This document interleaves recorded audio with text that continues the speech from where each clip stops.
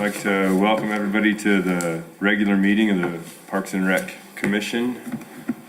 Today's date is June 28th, and we are ready to start. Do I have a motion for Yeah, I'll make a motion to bring the call meeting to order? call the meeting to order.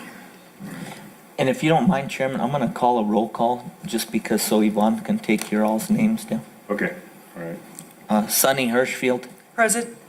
Trevor Rayburn, Present. Everett Brophy, Here. Corey Johnston, Here. Logan Flaherty, not present. Thanks, Chairman. Thank you, Rodney. So I guess we will start off with a moment of silence and the Pledge of Allegiance.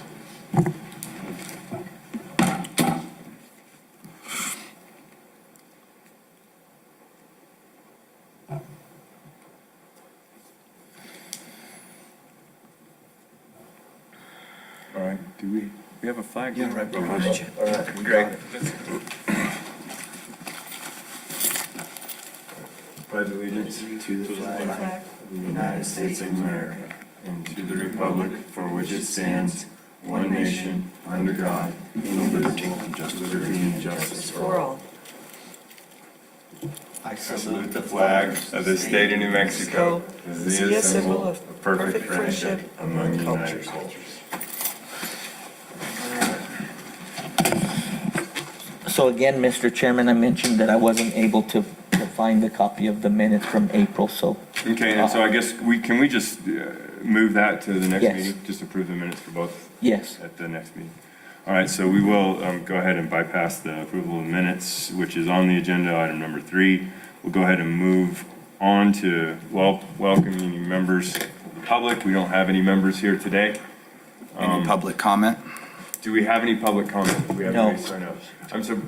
So I thought no one from the pickleball group, did they send any information in or anything? No, they had sent correspondence from the last meeting, Yeah.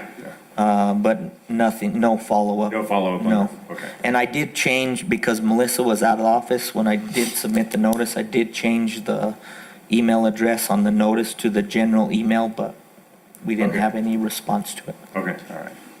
Well, I guess we're moving quickly through. This might be our shortest meeting in a little while. Got my fingers crossed. We've had some extended meetings, so I hate to jinx us, but I'm going to try to jinx us.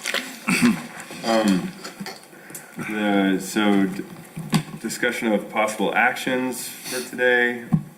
Pickleball update. Do we have any updates? Well, I mean, I did my best. I believe one of the board members, I can't recall who, requested that we address the comments from the pickleball. And so the comment that we had received based on the last meeting was that the pickleball group is still active. They did decide, I mean, they're not hosting a tournament this year. Again, I think I had mentioned last time, the Parks and Rec Department really would like to pick up that tournament. There was a lot of interest, but they just don't have the people to run the tournament. So we're going to work with them to try to do that. They also had mentioned they had submitted a funding request back for the FY 21 budget, of course, with COVID, none of that was awarded, and they made a request that we would consider it in the next budget. Also, part of the comment was to provide a timeline of the White Mountain Master Plan, because I had mentioned that was fixing to start, and that would be an important part of that master plan. And so to nail down an actual day or month or even season that pickleball courts would be built is impossible, because we just don't know what's going to happen out of the master plan. So the next best thing I could do was provide you all with the schedule for the master plan process. Okay. And let's see, you can see from the schedule that it's supposed to kick off in May and be completed by the end of the year. So we did have an initial kickoff meeting. During that meeting, we had a site visit at White Mountain with village staff only. During that site meeting, and I apologize, it was in early June, but I don't have the date that we had that kickoff meeting. During the meeting, we identified all of the pieces of property that we want to be evaluated. We identified all of the stakeholders, which is all of the different sports from the youth leagues up to high school sports and adult sports, includes the Ruidoso Municipal Schools, neighboring property owners, like pickleball, dog park users, people that use the trails.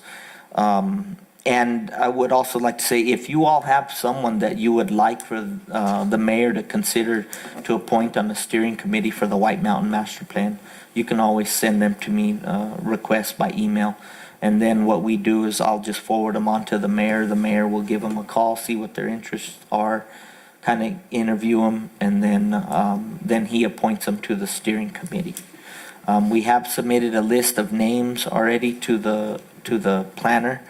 And they'll schedule an initial meeting with the steering committee soon, but I don't have that scheduled as well yet.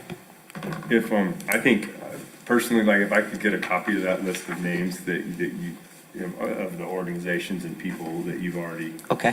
forwarded, that would be helpful to me. If I'm gonna, I mean, I don't want to, I'm assuming some of the people that I would immediately think of are gonna be on that list already. And, you know, I don't know if you want to do, if No, I that don't. would be duplication, or if, I don't mind sending you I can send the list to the board. There are some holes in it, that contacts that I didn't have. And so any feedback is appreciated. And again, the mayor's gonna have the ultimate decision on appointing those steering committee members. how many people are on that steering committee, do you know? No, I don't recall.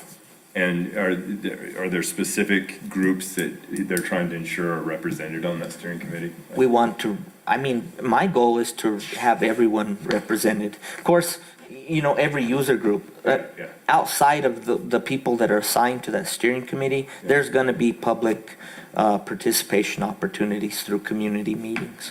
Okay. All right. Well, thanks for providing us. Now, I noticed if we have a January 22nd date of completion of that master plan, does that mean this coming year's fiscal budget will include projects that are going to be potentially started in between January and July of next year? No, so our budget will start in July. Right. I So mean, we're I about mean- to start the next fiscal year budget, which will go Right. from July to July, right? So we can make I mean, some budget requests for the next fiscal year, and that's really what I like about timing these master plans is, I mean, I would like to fully take advantage of the budget cycle, and that would definitely be the goal. I mean, we wouldn't have projects, well, It's tricky because when when you don't have the actual planning document completed until January, and you have to have your fiscal budget turned in July of the previous year, you have a 6-month gap potentially where, you didn't know what the plan was gonna be, so you Right. couldn't necessarily budget to start projects because you didn't know if they were gonna be included in the plan. so, just to restate like how our cycle works, so they'll open up the budget process typically around February, March, and we can submit our requests for the upcoming budget year that starts in July. So we will have an opportunity, if this is completed on time, to submit some initial requests. Typically out of the master plan process, they're gonna identify a lot of potential projects. They won't be designed. They'll just be in concept only, but it will include some cost estimates.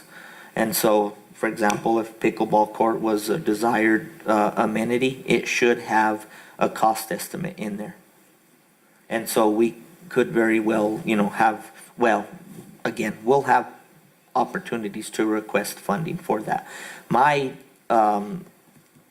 my thoughts are though that it's gonna be a significant investment that's gonna possibly need more than our local budget dollars, our general fund or lodger's tax.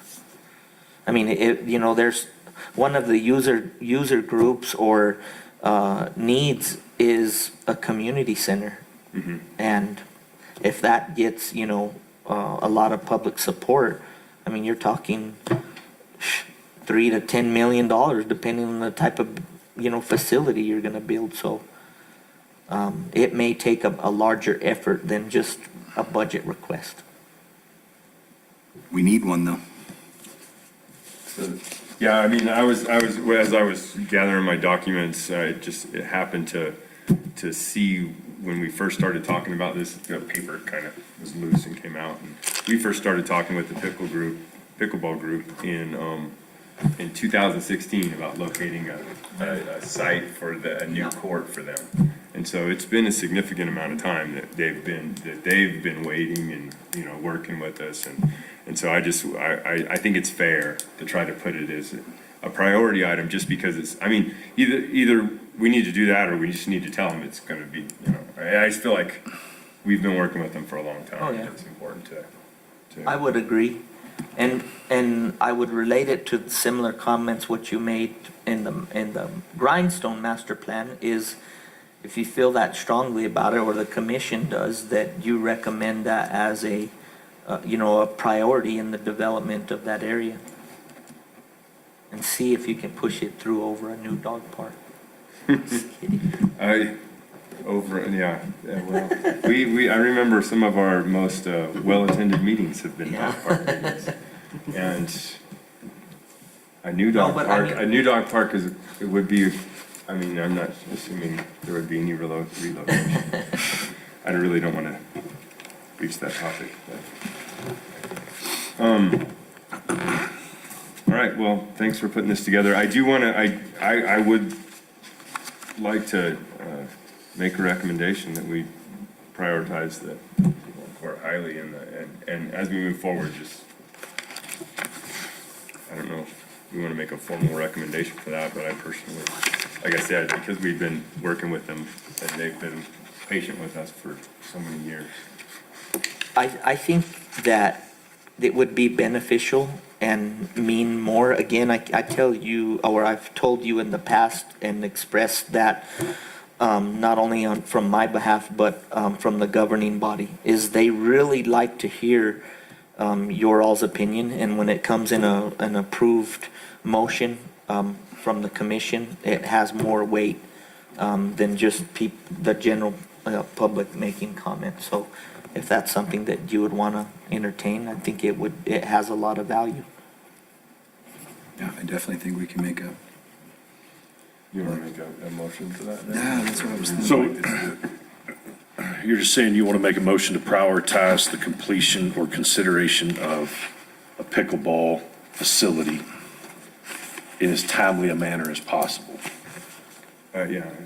Yeah, that's what I would like to say. I don't know that I want to make the motion. Does that sound close enough to a motion? So can we make that a motion that the board would like to prioritize the consideration or completion of a pickleball facility in as timely a manner as possible? Yeah, maybe and completion. Yeah, consideration. Consideration and completion? Okay.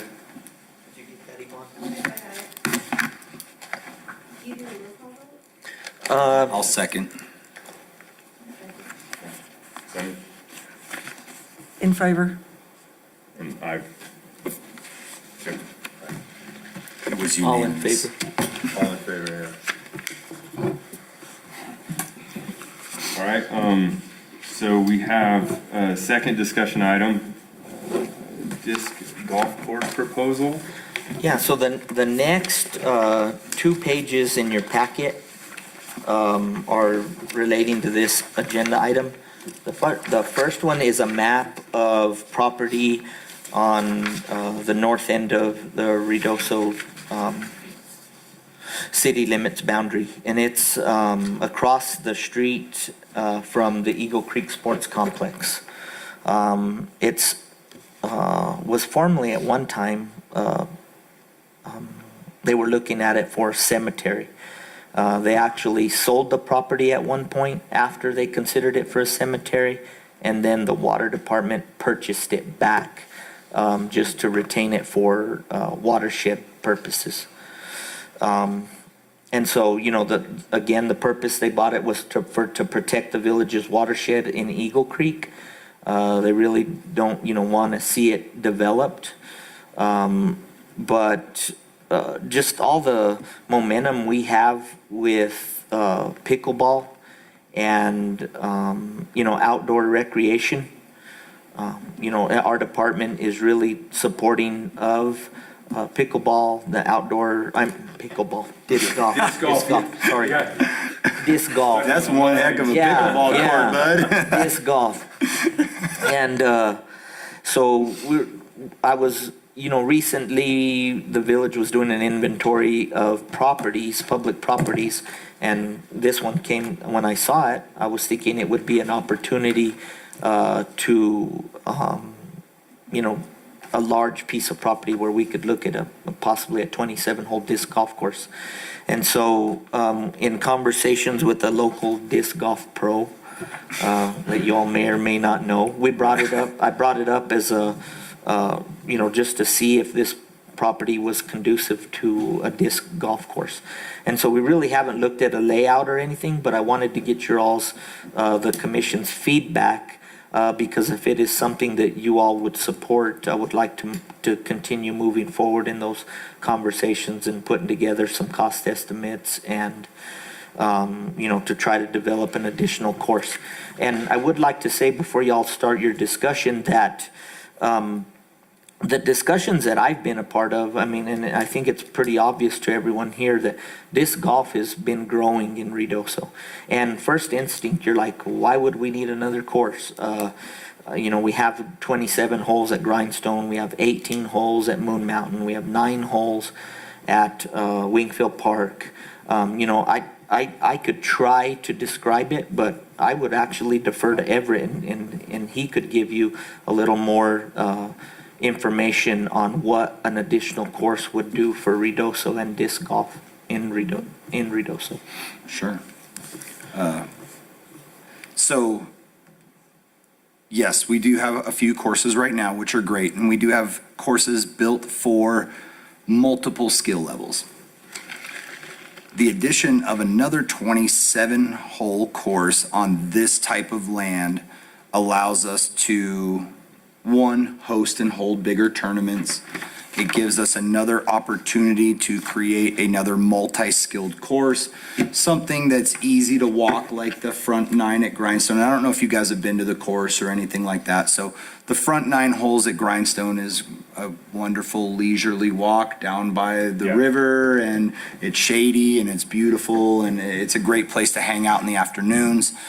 If you go and you play a course like Moon Mountain, obviously the terrain becomes much harder to navigate. It is not for an entry level or beginner skill level type player, although it does attract a large amount of disc golfers to come here for that, because it is designed by a world champion disc golfer, and it is by all means a championship level course. This addition would allow me the opportunity to host larger, and bigger's not the correct word. It would allow me the opportunity to host multi-day tournaments with a significant larger amount of players participating for numerous days. So Because of the, why? would that be? okay, so not everyone's been to those courses, but I've been to Grindstone. Okay, I've been cool. to Moon Mountain. I've played both those courses. so Grindstone is a great course, don't get me wrong, but there's only par 3s there. If you go to Moon Mountain, we have par 4s, we have par 5s, we have a very diverse course there. A lot of players are coming from lower elevations and hiking a course like Moon Mountain is not only strenuous on their body, but it's taxing when you play a tournament also. The land that Rodney's proposing, or the land that we're talking about here, this is totally the perfect hybrid between the front nine that's at Grindstone and the ability to have the distance or the technical shots that you find at Moon Mountain. So this is going to be a great, just overall fit into the disc golf scene that we're growing here. And like I said, the fact that we have 27 holes here, 27 holes there, we can have, I don't know, let's see, Grindstone can typically handle 200 players a day with a flex start tournament. I can probably only have about 100 at Moon Mountain, and then having this would allow me to have another 200 to 300 players come to participate in these big disc golf tournaments. How many players participated in the Memorial Day, the full moon tournament that we had? Oh, the glow round? Yeah. We had 57 participants. And are they primarily locals, or how many? So What percentage? Ruidoso has most definitely become a disc golf attraction. So we have players, Texas, Arizona, Colorado, all over New Mexico are flocking to Ruidoso to, one, enjoy the mountain, obviously, like we all do, but two, to be able to play these diverse courses that we have all over town. So when we host or post that we're having tournaments, I'll use Lincoln County VOR disc golf tournament that we had earlier in the year as the reference. We had players from Alaska, we had players from Michigan, we had players from Florida, we had players from Kansas, we had players from California, we had players from Arizona, Colorado, and they filled the tournament up in 7 minutes during the registration. Wow. So we were able to sell that. We had 200 players for that tournament, 214. 7 minutes, that's like a concert. We had 47 players on the waiting list waiting to get into the tournament. And to answer your question, I think the glow in the dark tournament, It's a smaller one. It's for it's fun, geared towards locals. It's Yeah. not like the, But we It's still, just the most recent one that I know. right, and it's a for fun tournament. It's not a PDGA sanctioned event. Obviously, this course, we would make it a PDGA sanctioned course. We would get all the right people involved to make sure that this is considered for a national tour event, Oh, that's what I was so gonna on and ask. so Do forth. they have a circuit with it, or a tour? I guess it Definitely, would be called definitely. that. And I've been working. Would potentially. I've show been up working on that? very hard on developing those relationships with the Disc Golf Pro Tour people, with the national tour holders, to get our beautiful little mountain town put on the map for disc golf. We've done an incredible job so far. I mean, Grindstone was voted #1 best disc golf course in the state of New Mexico. Moon Mountain was voted 3rd best disc golf course in New Mexico. And I think there was 40 courses that were on that list. So we took 1st place and 3rd place on best courses. Not many people have played Moon Mountain, especially my men and female professional divisions 40 and older. It's a pretty hard. Strenuous course. Yeah, it's a strenuous course, and if you come from 1,500 feet elevation up to 6,900 feet, and then you have to walk 5 miles up some super steep terrain while competing in a tournament, it is taxing on your body. Obviously, for the men's professional open, female professional open, advanced men, advanced women, Moon Mountain is a great course for them to go and battle it out on. But a little bit more diversity and an easier terrain would allow me to attract those, I'm not going to say older players, but it'd allow me to host more divisions during a tournament to fill. I think considering like the purpose that the village purchased this property and, they don't want a lot of development on it, I think it sounds like a great idea to utilize it as a. Yeah, because we're talking, a few couple of concrete. questions I have Sure. are going to be parking, Sure. because a parking area would kind of, in a watershed, it changes the drainages. You're absolutely correct. And And Rodney, I think that's one of the shortcomings of the current courses we have. when we go, when I've never been at, I don't remember what you called the tournament, the Oh, the Lincoln County the War. Lincoln County War Tournament, but 200 cars, so It's a too lot many of cars cars. for that area. I don't know how they do it, but. It was very difficult to accommodate all of the players, get them there. So we hosted our tournament and it was called, it's a flex start tournament. So not all of those So you don't have players to have were on the everybody at the same course time. at the same time. Yeah. So, cards were starting every 15 minutes, 5 players per card. So by the time my afternoon players were teeing off, my morning players were already done off the course and vacated the premise. We still ran into some significant parking issues, obviously, with that. Luckily, the village had some great accommodations for us, and we were able to figure out where to stick those cars and shuttle them over to the course and get them to play. I think, and Rodney, you can correct me if I'm wrong, but the Monjo turnoff road off of 532, right there by the gate, there's already kind of a parking area going back on that dirt road. Am I wrong? Yeah, I'm not sure that there is a parking area, but this is the very first conversation, second conversation. I had one with Everett. But, so what, it's on my list again, if, depending on the feedback from the commission, I would like to approach our watershed committee, the department, the director, and then the committee that they set up to evaluate projects. And I couldn't agree with you more. Parking is always, everything we do around Ruidoso, parking is. Well, and I parking mean, issue. it looks like it's a little too far from the baseball parks to, I mean, it depends on how you set that up. But you Right. could potentially use that parking, for tournaments or bigger events. I don't know, have to be some kind of agreement with what's going on at. I only have, I have a couple of relatively, probably minuscule questions. One of them you could probably answer real quick, but how many other disc golf courses are in Lincoln County? Not just Ruidoso, but outside Ruidoso, at the end, how many other courses are available? Sure. So the Inn of the Mountain Gods has an 18-hole course. It is primitive in its development. So dirt tee pads, uncleared fairways, and unfortunately, we've been trying to work with the Inn of the Mountain Gods for, I think, 3.5 or 4 years now to convince them that we need tee pads. And I guess I should back up. For a Pro Disc Golf Association sanctioned event, there has to be a designated tee pad area. I So- can't have players teeing off from the dirt.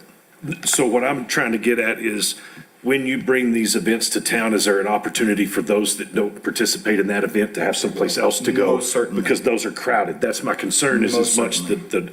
the regular folks that live here an opportunity to play when their courses are being consumed. Correct. So yes, you can play the Inn of the Mountain Gods course in that case. The 9-hole beginner, kids-friendly course that's at Wingfield Park. And then there's a course at There's a course in Cloudcroft. That's what I was going to say. Is there a course in Cloudcroft? What about Weed. Rough. Lincoln? Yeah, Capitan, are there any out there? Quite a bit, though. Yeah. Yeah, the one in Cloudcroft is really great. There is a disc golf course in Alamogordo. There is one at the Church of the Nazarene, but I don't know about public access to that course. Okay. I think you have to be a member of the church there to. All right, so that's one of my questions. The other one, is there a way to show a potential estimate of income? If we do this, is there a way to show what this might produce as far as revenue? Sure. I don't. Like compared to what we're currently doing, is there a way to show like this is what we might be able to come up with in the next 12 months? Definitely. Is that? I would say that, as far as like cost estimation, so our courses are free to use as a parks and recreation resource. So you do not have to pay for a tee time. You don't have to go and do any of those things. You can just show up to And the that's for course and tournament play. use too, isn't it? That was my next question. Is the So tournament for generate tournament revenue? use, typically what we do is we actually have a special events permit that is purchased through Parks and Recreation. We rent the course for the duration of the tournament to use for the tournament. So So that's my question on generation of revenue. If you're paying the village rent, Can we show how many times the village was paid rent in the previous 2 years, 3 years, whatever, and what you might be able to add to it? I think that there may be some kind of He document for probably that. can, but it's gonna be another one of those issues like with the baseball tournament. We don't really make a revenue on that. It's Yeah. through the lodger's tax. It's mainly through just the. Yeah, but It's- To answer his question, I think it would be beneficial, and I'm sure PDGA has a formula whenever they bring an event into To town. be able to calculate the impact it return has. on investment. Definitely. Because I think somebody's gonna ask that at one point. We're gonna spend all this money on it. How do we get any money at all back? If it's free to the consumer to use and there's very little rent paid during a tournament, how does the village make anything? Right. And then how do we justify to the governing body that we're going to ask for the amount of money we need in order to develop this without zero opportunity? So of I getting understand return? I understand your question much better now. Okay, So that's obviously what this- I'm after. Yeah, this is where we can drop it back to heads and beds. Yeah. If I can host a tournament at our 3 courses, well, potentially 3 courses that are available here, we're talking between 250 and probably 600 players in town for 3 to 4 days. Is there a way to honestly put that down in a spreadsheet or a piece of paper Yeah, that I we can think that show? that's something that can be Like done, and I something think Rodney concrete. is correct. And it doesn't have to be exact concrete, Right. but something that just says, this is what we've done, this Mm-hmm. is what we expect we might do. I think when we go to ask for the money, I think we'll have a greater consideration if we can show a return on investment. Definitely. So I can tell you that there is only, and has been, prior to me taking over the Ruidoso Disc Golf Club, there is only one Pro Disc Golf Association sanctioned event held annually here in Ruidoso.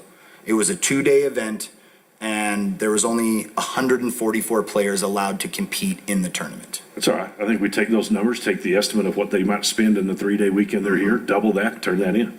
Yeah. And Just say, this is our potential. well, and something that you probably just aren't, I don't know if you do it already, but as a tournament director is, do you have people filling out surveys? How many nights they're staying? Are they Definitely. staying? And I have So all if of that you have documentation data, from that data, the stuff that I that's think the we're kind of after. data that you can really like put forward, like. Sure. You know, Those we are have 200 definitely people at this documents. tournament, Yeah. 120 were from out of town. Yes.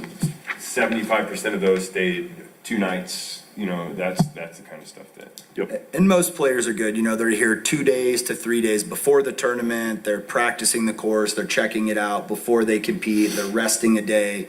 They're, you know, taking advantage of the resources that our town has as far as shops and eating out and things like that. So they are definitely spending money That while would- they are here. That would be, yeah, I think that would be great information. That's a good idea. If I could add something. Yeah, Yeah. come on. Are these tournaments in off-season?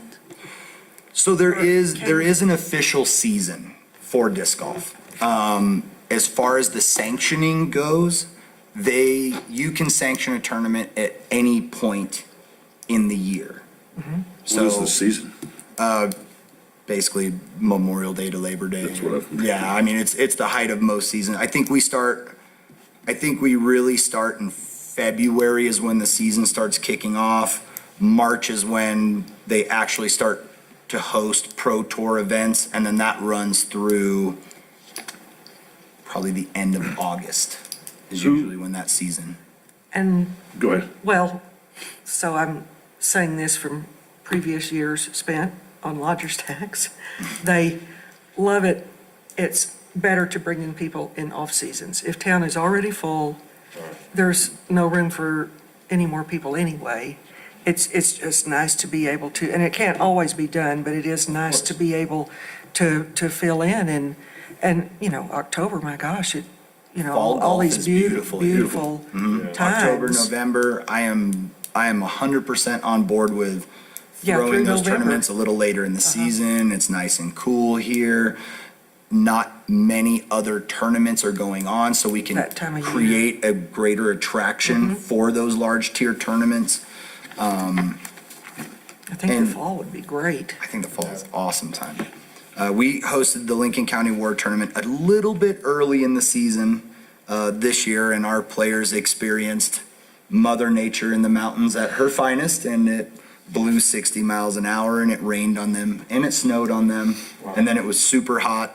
And then it was, and all of this happened in a 2-day period of time. Wow. Yeah, so they got the full mountain experience. So I'd like to push that a little bit further in or closer to that Labor Day.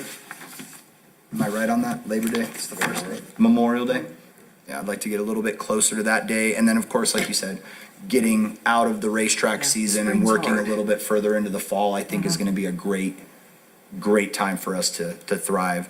Well, yeah, and I hosted cross-country meets the third weekend in October for 10 years, and we I don't remember having a terrible weather. Yeah. There was always snows in, early October that worried me, but it's a pretty good time of year still. I agree. So, yeah, but I guess going back to the course, this will help me create a larger diversity in our courses here. It will allow me the opportunity to attract a larger group of players of all ages, all divisions. I'll be able to host a youth tournament at one of the courses the same day that I'm hosting the professional open divisions, as well as accommodating my intermediate, recreational, and advanced players. And we can do that all at the same time. I guess, and my only other questions, Rodney, what is our current obligations for maintenance at these courses? Is it pretty, I'm assuming it's pretty low. It is really low. The biggest, The bathrooms seem like that's gonna be. Yeah, That was on my list of Can I ask questions, but about I think me we're too? way premature in asking Yeah. about bathroom facilities. but it's, I'm just- But it's on my list of things to ask. it's restrooms and emptying cans. trash barrels is your biggest.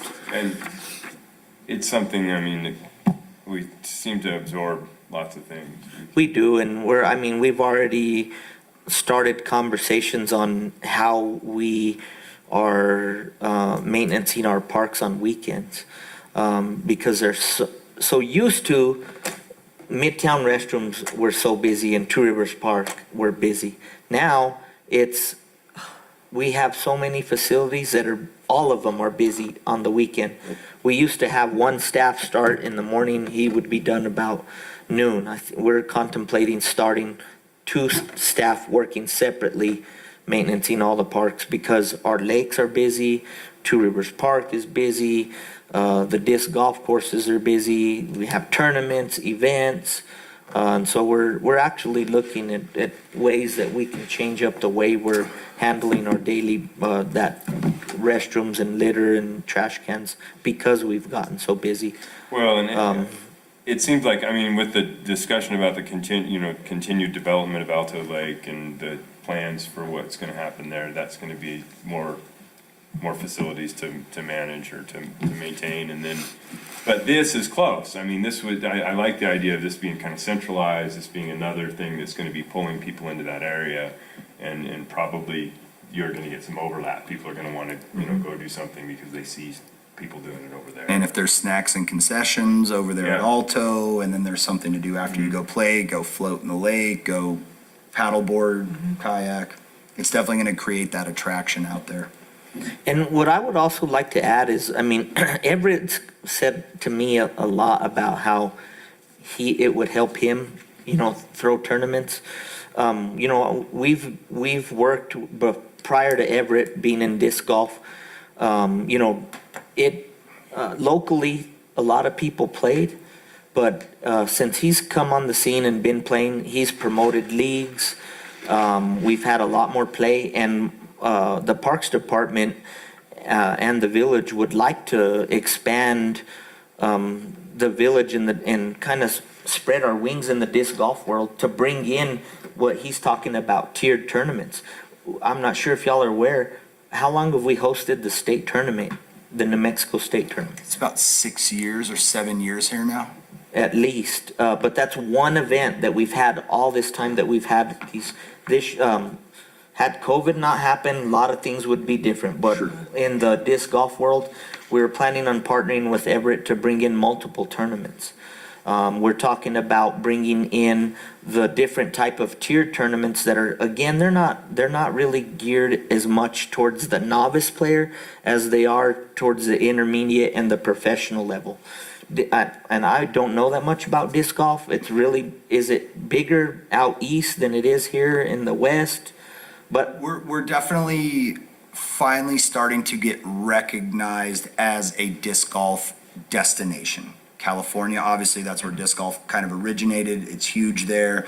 It fades out about halfway through Arizona, kind of skips over us, and then once you start getting into central part of Texas, then it really is, is thriving. Colorado's doing incredible things with disc golf. And they're of course getting towards now that northern border of New Mexico there, and they have a lot of tournaments happening in conjunction, New Mexico, Colorado, they're working a lot together. I've done a wonderful job as far as developing relationships with our West Texas golf scene, and we have a lot of reciprocation now between the West Texas disc golf scene here in New Mexico, and Albuquerque's a weird one. They're kind of their own disc golf entity, so to speak, but they definitely do a lot more tournament stuff with Colorado and everything like that. And we're kind of we have in years past been skipped over, but since we've had the addition of Moon Mountain, we've started doing the sanctioned leagues where, we are throwing more sanctioned tournaments. Now there is definitely more of an attraction to come here. One, the weather's beautiful just about year round. Two, you can play golf clear through December. Sure. You have a couple of snowy days, so that makes it desirable for people to come this direction also. I thought, does that answer where you were going with that? yeah, but I mean, we're trying to continue to grow the sport, not only locally, and to have more events that bring in people. Do people win money or prizes or just Only do it in for the fun? or- professional divisions. Oh, okay. So if you play in advanced, intermediate, recreational, of course, that goes for male, female, and youth divisions, you are typically paid out in prizes, which is discs, disc golf equipment. I think last year we gave away some carved bears that one of our local guys did. One of our local artists donated some paintings and some pottery, and we used those as kind of like trophies and payout and fun things like that. Yes, you can win money, but if you enter the money division and you do not place, guess what you go home with? Whole lot of nada. So, Sounds like my regular golf. What is another destination in Mexico? Where would you go if you couldn't come here? What's the other? maybe like Sipapu or Red River. Okay. Only because they have a cool disc golf course, and they only have one, but it's on their ski area. So it's fun. It's quite the hike. It would be like hiking up the lower part of Ski Just trying Apache to get an play idea about around. what the market is, so to speak. Not much market. I think the only other town in New Mexico that has even, they might actually have one more course than we do now, or yes, because their college just put one in, is Farmington. But it's super hot.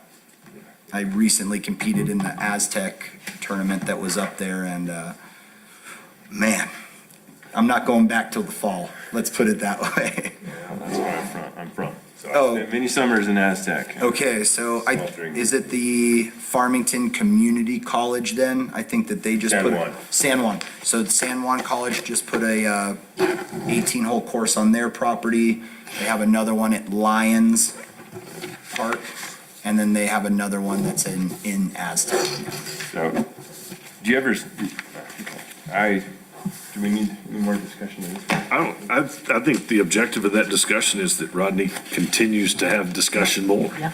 Yeah, I so, see no problem with it. As far as the discussion continued, I'm 100% behind that.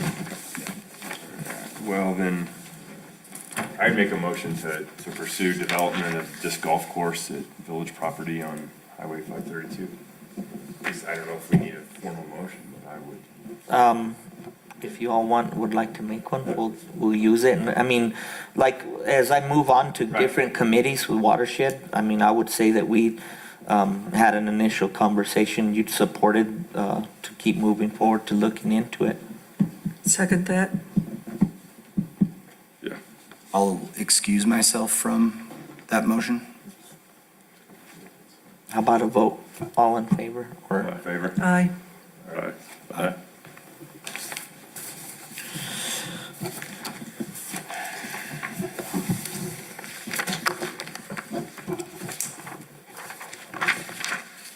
All right. You good? All right, we have some master plan updates. so on Wingfield Park, we have had a couple of opportunities already and discussions about the development of Wingfield Park. In early June, on June 5th, the planner was at the farmer's market in Wingfield Park. He took comments from people who visited the market that day. They had the plan up. And Yes. That's nice, I like that. And so they took notes, and I think the notes that they gathered are on the backside of that, the steering committee agenda. So some notes were taken from that farmer's market. The first map in your packet that I attached is the map that came out of the 2019 comprehensive plan. They utilized some of the notes and some initial feedback from the village to a little more, or to refine the second map that I've included in your packet. Again, there's a list of steering committee members that was included or recommended by the mayor. There's some business owners, neighboring or neighbors, and then just interested parties. A lot of them are homeowners from the surrounding neighborhoods. They followed up with a second steering committee meeting on June 15th, took more comments regarding the conceptual plan and reviewing of some of the notes from that initial meeting from the farmer's market. And there wasn't really much additional or any changes from that, the farmer's market comments and from the conceptual plan. And so the next step is is to incorporate the notes from the June 15th steering committee, submit the next version of the conceptual plan to the Village of Ruidoso for our review, and then they'll schedule a follow-up steering committee meeting that incorporates also the village notes. And so we're looking to have the next meeting, a site visit before mid-July.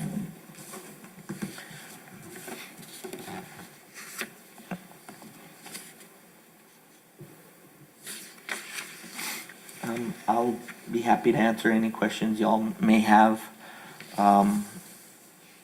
about the two different conceptual plans.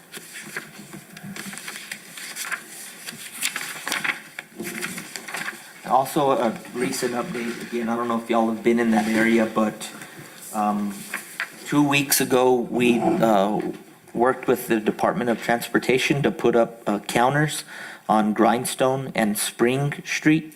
So we counted the traffic on a normal weekday and weekend. We went from Tuesday to Tuesday. The second week, we put up barriers on Center Street to block the traffic again from Tuesday to Tuesday, so we could get weekday traffic, weekend traffic counts on how the closing of that street will affect the neighborhoods. And so that concludes that study. We'll finish tomorrow. We'll remove the barricades and reopen the street and pull the counters. And then that additional information or data collected from those counters will be incorporated into on development and, as for feedback, as well as to be utilized during the plan. That's great. I Yeah. was talking with a resident in that area at a farmer's market where these were actually up, and we hadn't looked at the maps yet, but I mentioned that there was a plan for closing Center Street at some point, and the resident was kind of surprised, and we just discussed, the potential impacts, but it's good to have an actual study of the impacts, so I Yeah. think that's smart. Or, I mean, well, necessary. Yeah, I agree. And- So, has there been any feedback on the closing? I mean, were there any calls or comments to the village concerning that? There hasn't, Was there a posted reason for the closing of the street? I didn't see anything on it No. the other day. It was Oh, just well- barricades. You couldn't drive down it. it wasn't posted on the street, but it was, a PSA was submitted Okay. by our public information officer. So it was on Facebook, and I'm not sure where else they share that. But it was posted, It's not the first time. I beforehand. mean, when you've had events there, Right. we've had events there. We've closed Center Street before, so it's You not. know, and as far as like, that historical information on events, we really, when we have the events, we haven't had any Complaints. no complaints. Amazingly enough, we haven't. Even posting, you would think posting the closure for a week and not people being aware. We haven't had any comments about why it was closed or what's going on. Now, before the Parks Department requested funding for this plan, we went door to door. We put up door hangers on every door in the immediate vicinity of the park, and we spoke to the people that were home. And people did express concern about how it would impact the traffic in their neighborhood. And so, I mean, again, it's Well, vital information. And I guess the one, so we took a traffic count, and this is not, I mean, we're starting to move out of our area, but I mean, it is potentially gonna impact us because people might ask us questions. Where were the traffic counters? You said, one was on Spring Road? One was on Spring and one was on Grindstone. Okay. Wingfield and I Grindstone. guess my question, I don't know if it's Arapahoe. No, I'm sorry. Arapahoe that's right there. Wingfield. Because to enter those neighborhoods, you have to go around Wingfield, up Grindstone, which is gonna increase potentially the traffic on Grindstone. But one of my questions has been, how much is it gonna increase the one entry point that, I mean, I know there's a few entry points, but one of the major entry points is right there. I think it's Arapahoe. It might be Reservoir. It's like but currently, I think you're right.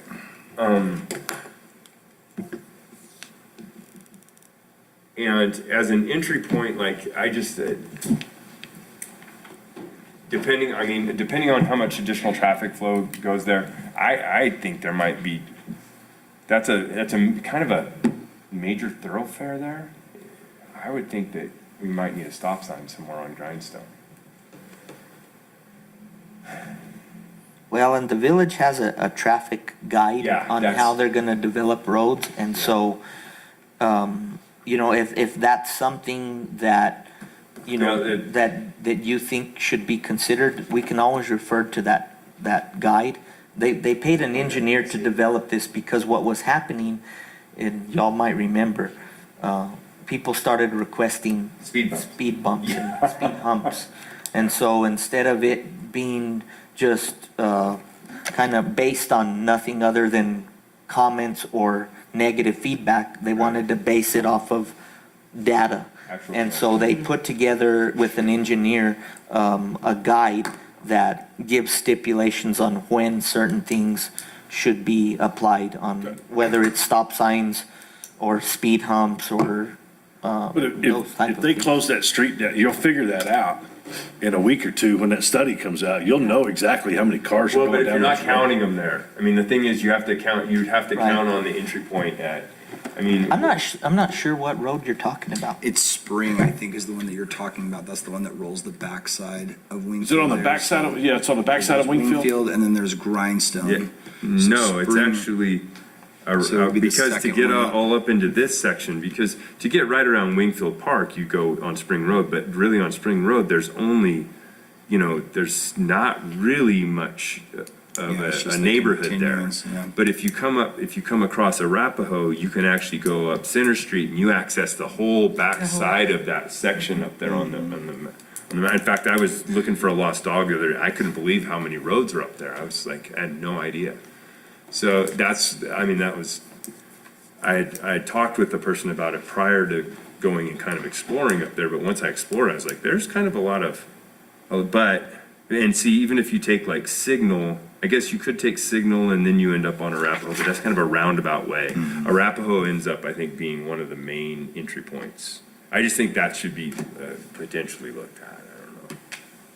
If you're gonna do a count, you might need to do a count there, because anybody who would normally go up Center Street to get to their houses up in that neighborhood would probably be accessing, I mean, if you live on Spring, you're gonna access it from Spring. But if you Right. live anywhere else, you're gonna access it from Arapahoe. Just thought.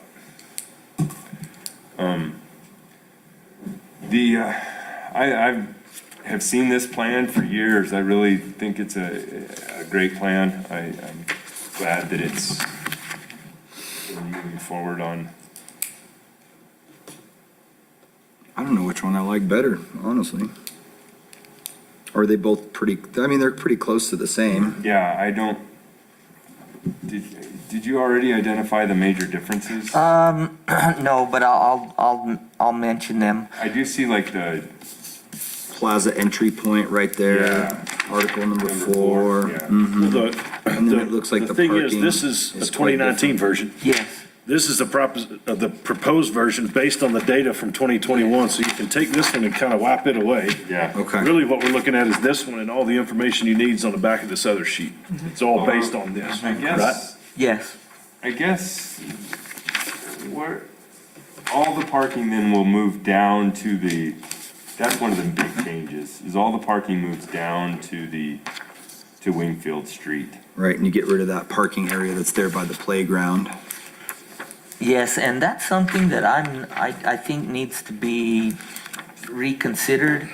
The Yeah, way I see it, if you take away the parking, you're going to decrease the traffic through Spring because there's not a parking to access the Right, playground. right. But at the same time, convenient wise, Long walk. your activity's gonna drop way down at that playground if people have to walk from, all the way from the rack to get to the playground. Yeah, definitely. Yeah, I don't disagree with that. So, one thing they had mentioned was possibly relocating the playground, and I'm not sure if that's actually the, the history behind that playground is there's a homeowner in the neighborhood that actually, kick-started that, playground development.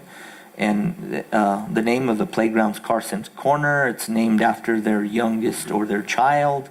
I don't think that's the right thing to move it. Maybe adding another second one in the playground, maybe a smaller one, but I don't think moving it is. Well, it's up there close to the pavilion too, where there's a lot of gatherings, Yeah. and then so supervision becomes, it's a little simpler for parents who are at the. So, but the only, I mean, I do agree, though, I think it needs to potentially, maybe a second one might be, down closer to Wingfield Street. Somewhere between 1 and 2, 1, 2 Yeah, and that's 11, exactly- somewhere I in think that that's a really area. nice spot. well, and another thing that was brought up in the past, but isn't reflected on either of these plans, is, like a splash pad. Yeah. I had looked into, a couple years ago, I'd looked into a version of a splash pad that could be utilized as an ice rink as well. And so, that's a possibility. But from the steering committee meetings that I sat in, most people had comments about more trash cans, and Yeah, it was really no comments they were no brainers, signage, more trash cans. But overall, the feedback was overwhelmingly positive about reshaping the park. Again, several of these people on the list are homeowners in the area, and no one mentioned anything about not closing that road Center and Street. expanding the park. I think having that amount of green space right in the center of town is really just kind of going to be a pinnacle point for all of our visitors that come up here. It's a beautiful place to picnic, Well, hang out. and events, Event. tying events in with downtown, I think is gonna be Well, and- beneficial for the merchants downtown too. Another thing that I want to mention, and it's actually timely, is during the monsoon season, if you, Midtown is like, the water level, the runoff is right at the curb level. And again, I mentioned we have a watershed director, we have a department, an internal meeting review for projects. Part of the development is to capture some of that runoff from that neighborhood and the roads. Because what's happening is a lot of this runoff is just dumping right down into Midtown, and it's getting close to where it's gonna flood businesses. And so all of the runoff that would normally run down Spring Road, we're looking and diverting that and kind of spreading it out into the park instead of concentrating that runoff in the ditch like it's happening now. Is that, yeah, Yeah, because that ditch right off there. And you can see, yeah. it's represented in the map, Yes. what you're talking about. Yep. Yeah. But that's an important aspect that we really haven't spoken about in these steering committee meetings, but will have a really big impact, and it'll minimize that runoff going into the Midtown area. I agree. Yeah, I like that. Dual purpose. Will you keep the landscaping, like the natural grass, that's kind of already there at the park right now? Yeah, we really haven't gotten into like that level of detail. Sure. But the more activity that I'm seeing in the meadow, that I think we ought to put some supplemental irrigation. A lot of it should be natural, is what I would like to see. But areas that are gonna be utilized with meadow where we wanna try to maintain a turf, that we ought to put supplemental irrigation. Yeah. Sure. Is there any other feedback regarding and there'll be some public meeting opportunities as well in the future. The retention pond that you're talking about down there, that's just gonna be like you were talking about with the capturing the natural water and Yes. keeping that there. We're trying to slow it down and let it percolate into the ground, and instead of it just running down the ditch right towards Midtown or into the river. I have one question. What is meant by future Redosa development opportunity? Is that that's currently village property? Yes, it is village property. And it will continue to be village property? Yes, it will continue to be village property. I've been. Not sure what they want to do. Well, I have expressed interest quite some time ago in it served at one point as a purchasing warehouse. And then the yard was the maintenance yard for the street and the water department. Those buildings or departments are going to be relocated. And so if we're gonna, look at hosting larger events or even increasing our space, we're gonna need a staging area. And the warehouse, it's already been granted to our department to utilize it for storage. And so, again, I really envision it as a staging area for hosting events. There's a few old buildings and an old radio tower in that area that are not being utilized, and again, I would hope, and the neighbors are in agreement, that we just clean it up and use it only for event staff or parking for event staff, that kind of stuff. But the goal is to clean it up. One of the comments from the neighbors is that warehouse to dress it up a little bit during the development as well, at least dress it up. Yeah. But that could have service some other functions as well. I just thought, again, that would be my ideas is to place to store stages and chairs and tables and whatnot needed to support events. Sure. Park the tour buses of whoever's participating in those events or. I mean, we've we've already shown our support for this project. We don't really. No, it was Just an just more of an update, and I'll try to keep y'all informed through the entire process, and then provide opportunities to participate whenever those arise. I like that. So the next item under recreation report, I included a lot of flyers of activities that's going on, and this is all, I included one from the community center. I was wondering if you'd attended any of those clogging lessons. No. But there's a lot of opportunities for people at the community center. Yeah. There really is. Awesome. And then we have just a series of things. We have an upcoming basketball tournament. We have movie night at the pool. We have an adult night at the pool. We're currently running open gym basketball for adults on Tuesdays. We're running open gym volleyball on Thursday nights. We have free opportunities, what we're calling Wingfield Wednesdays. There's opportunities for kids, I believe 7 to 12, free to go and play games with our recreation staff. They organize different games every week. We'll soon be opening up Wilderness Weekends. It'll be 2-day themed activities in the month of July. The first one is the July 9th through the 10th, and it's again geared about games in Wingfield Park. The Wingfield Weekends does cost. People can register on the RedosoParksandRec.com. It's either $20 for the 2 days or $15 per day.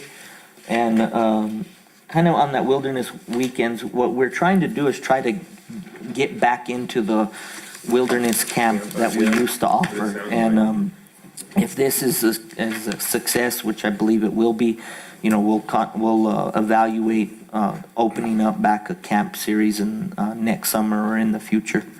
Are you using vans to transport kids No, in this? well, Showing up no. at 2 different locations during the. You know what, I'm not actually certain. We still have the vans, we still have where we can do that. I thought they were gonna show up on site. I don't. It I looks didn't like believe- most of them are at a single site. I thought they were transitioning from one place to another, but it doesn't look like that. And then we also have a softball camp coming up on July 15th and 16th as well. And then after that, we'll be, in the meantime, we'll also be gearing up for our youth fall sports of soccer, football, and volleyball. I just want to go back. If you guys haven't gone to the adult night at the swimming pool thing, I've gone every year now, and it's a great time. It's super fun to just hang out. That's great. And then other activities, of course, the pool is open 7 days a week. The Whibbit is starting this week, was supposed to be open 7 days a week, but Oh, with the really? rain. But We'll take it. if y'all have any other questions regarding recreation, I'd be happy to answer them. If not, I'll move on to project updates. I had one question. Is there any point at which we have to start restricting access to Grindstone Lake due to lake level? It was brought up in the master plan that we should consider doing that very thing based upon the surface area. There's not any hard calculations or numbers for us to actually, figure out what that reduction in capacity would be. We are, we haven't had a day this summer yet that has been, where it's overwhelmed the lake. We did get full on parking on Saturday, but even then, we haven't had any negative feedback. It seems like our capacity has so far worked out really well. I was just wondering if Eric and if the village as a reservoir, if it becomes an issue with like turbidity and use of the water, No. The information that I've heard up to this point is, I mean, when, you know, they have mechanisms to battle turbidity. It's where the levels that they draw from the lake, because I guess that it's different at different levels, and so they make those adjustments. Whenever they did the testing of the amount of the people for recreating in the water, so far, they haven't had any even measurable amounts of anything that wasn't normal. And so, I mean, to answer your question regarding operations or, like water chemistry, there are no restrictions, there's no And red there's no flags. foreseeable at this point level where we would start to, I mean, It this was is. brought up in the master plan, but again, there weren't any triggers or anything like that Okay. developed in the master plan. It's been a long time, well, it's been a while since I've seen the level of the lake so low. And I know this is helping, but ultimately for the last several weeks, we've been getting, I mean, you know, there's a lot more water evaporating and being used by the community than being replaced and that we can possibly replace. And that's probably gonna hope that we have a great monsoon season. Yeah. I don't know that I answered your question. I mean, I don't know that it's a question that, I mean, I don't know that it's your question, I just wonder if it's been Yeah. discussed, because it is something that ultimately kind of impacts your operations. It, you know, I can, recall, wasn't that long ago that the water level was even lower than it was now. It wasn't too long before that They were we working put the dam whibbit that on the was pretty water. low. Yeah, And when we first started swimming, we had started allowing swimming, I think it was a few feet higher than it is now. I but think it not was much. lower than what it was now, because in We that did by first the rocks cove, and where we, what the Right. rocks we jumped off of, and it's like, well, if you'll recall, in the first cove there, when you approach the lake on the right-hand side, that first cove, there's a test a pour. red- yeah, And that test pour was, the water Definitely was showing. well below that. Yeah, that's true. And that test pour is still underwater. And they were allowing swimming at that time, so. But there just hasn't been any, red flags from, yeah. from whether it's whoever controls the water or internally from the village. It was a recommendation from the plan, but again, there were no trigger points or anything like that. Did the village pave the road up to Mud Canyon Trailhead? What happened there? There's paving on that road that didn't used to The be village there. did do that. Is it to the residents in that area, or just, I didn't travel all the way up it, but They didn't pave it for the trailhead, I'll tell you that, okay, but that's all I know. okay. But it wasn't for the trailhead. Yeah. There's some sort of agreement with the county in that area, because that's one of those areas of town where it's a funny mixture of city limits and county property. I just know we But I talked don't- about upgrading that trailhead, and I can see that the Eco-Servants had done a lot of work on the Right. Mud Canyon Trail. It's in good shape. No, I just noticed that this weekend too, that they had done that road, and I was pleasantly surprised. It was a good move by the village, but I don't know why. It wasn't for the trailhead.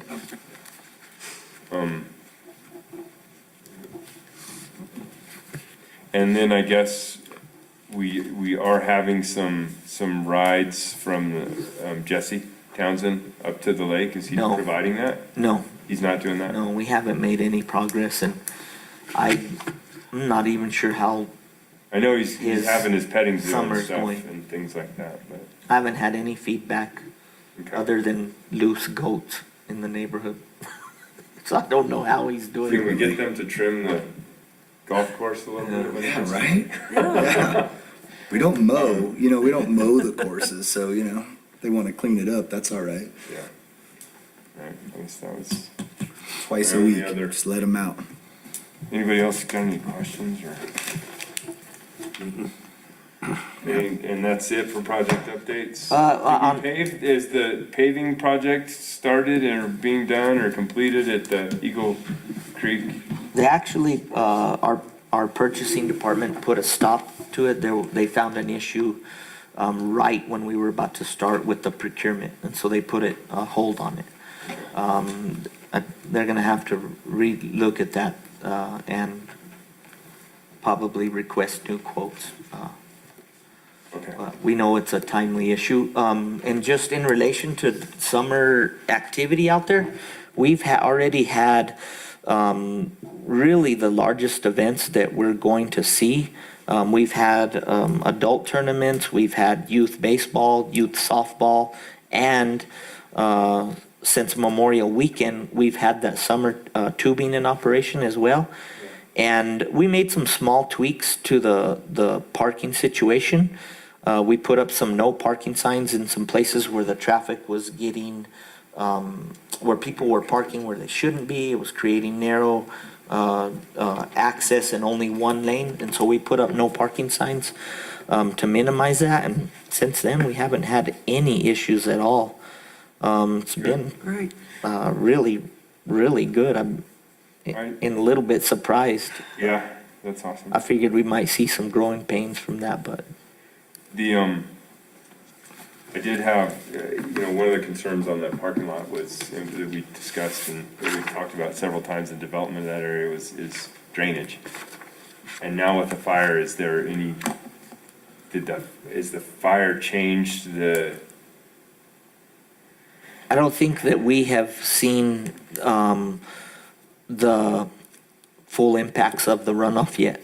So they had one rain event, gosh, I can't even recall when it was. I think it was a week and a half ago. It wasn't this weekend, it was the prior there's some weekend. rains that kind of put a halt to that fire in some way, it helped it.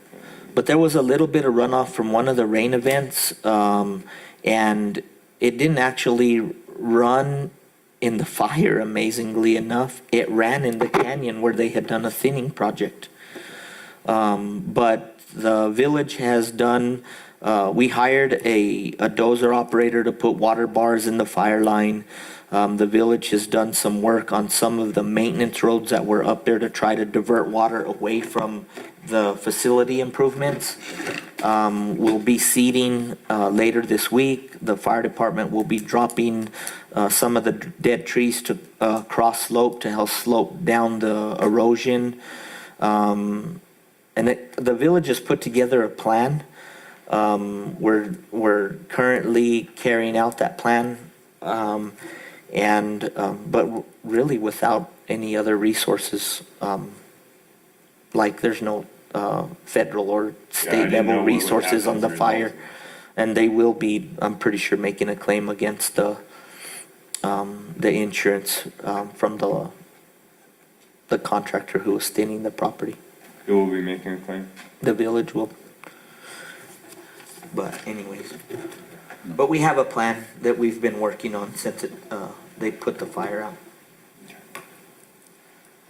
And so far, it's been okay. I was thinking about, I don't know why that reminded me, the Forest Foundation or whatever it's called, have we gotten any, weren't we supposed to be getting, So they submitted a request for a renewal, I believe, during the June council meeting. And the village agreed to renew for 3 Yeah. years. saw that? I have expressed a little frustration with them on that Mud Canyon trailhead because we agreed to that last summer. And so they ran into a few issues with, they didn't want to be a bad neighbor to the RV park. And so I don't know how familiar you all are with that area, but there's a major drainage that comes Yeah. down. They were looking Yeah, at developing the trailhead on the south side of the drainage, but because the neighbor, they changed ownership. Previously, they had spoken with the owners, they weren't against it, so they decided to design the parking area on that side.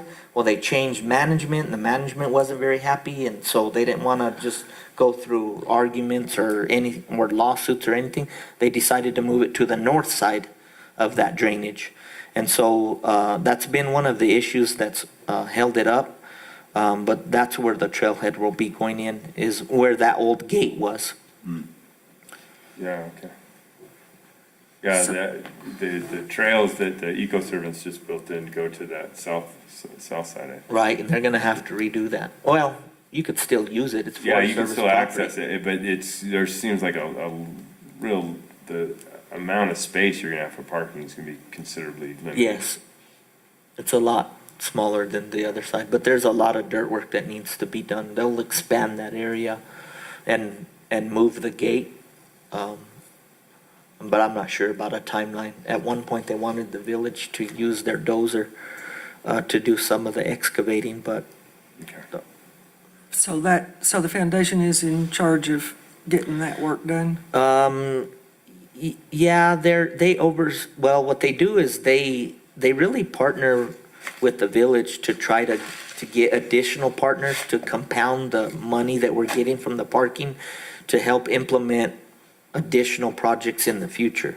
So the more money and more partners they have, the more potential we have for future projects like restrooms at a disc golf course or developing parking lots or those Do we type know of if they're things. actively seeking partners? They are. We had a meeting last week to kind of regather our thoughts because through COVID, that was Yeah. another program that fell off. And we will be putting together a program, but again, I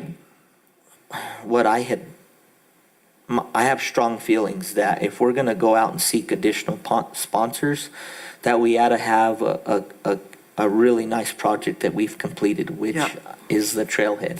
So it's important to me to finish that, and we can say, look, this is what we've done just with one partnership, just with the village, the National Forest Foundation, and the Forest Service. Imagine what we could do if we had other businesses on board contributing. So we're gonna try to get that project completed, use it as a selling point to attract other community partners. And so now there would be time, now that the village did go 3 more years. Yes.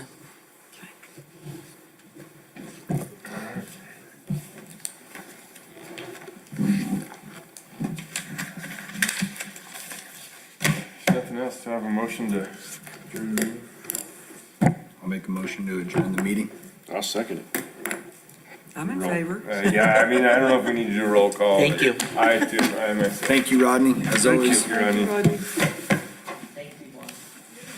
Can somebody push stop record Guess we can turn these before I off. say something stupid?